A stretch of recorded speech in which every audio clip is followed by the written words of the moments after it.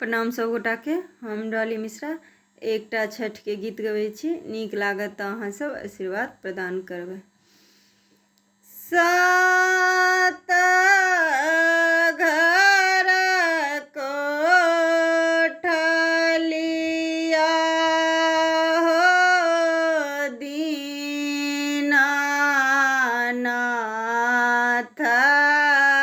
सातो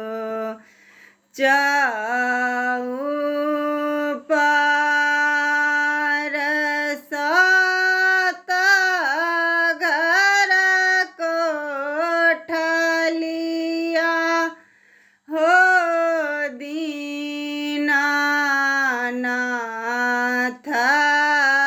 सातो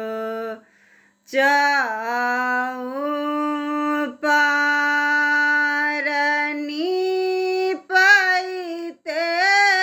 पोतैते हो दीनानाथ बहिया दुखाय तैयो ने छोड़लहा हो दीनानाथ बजनिया पद नाम गोबर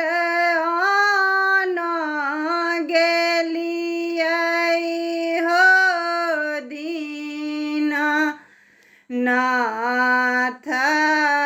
गैया बथान गैया चरबहबा हो दीनानाथ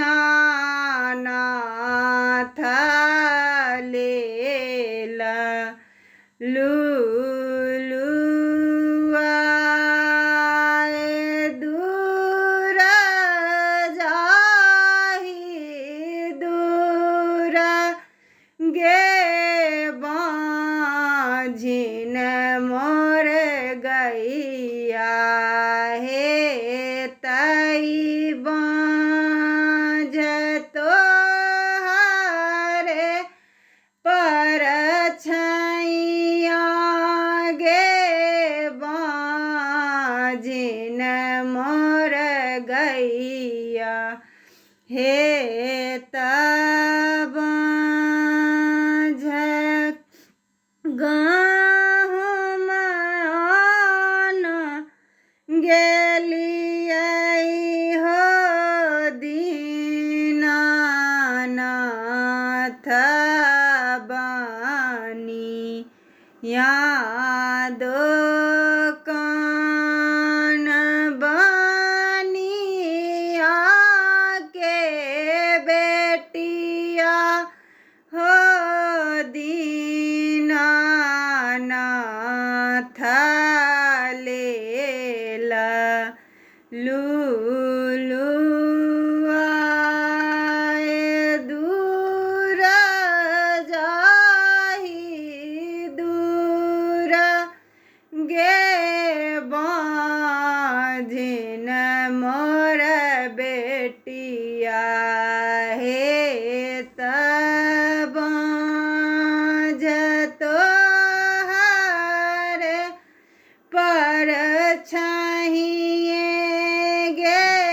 बाँझिन मोर बेटिया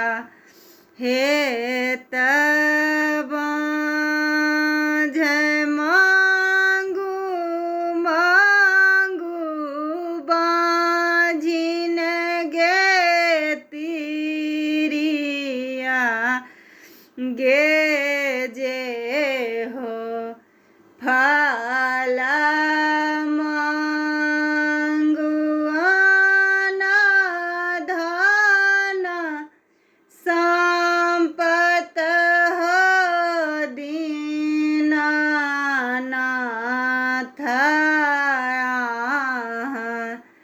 देल बहु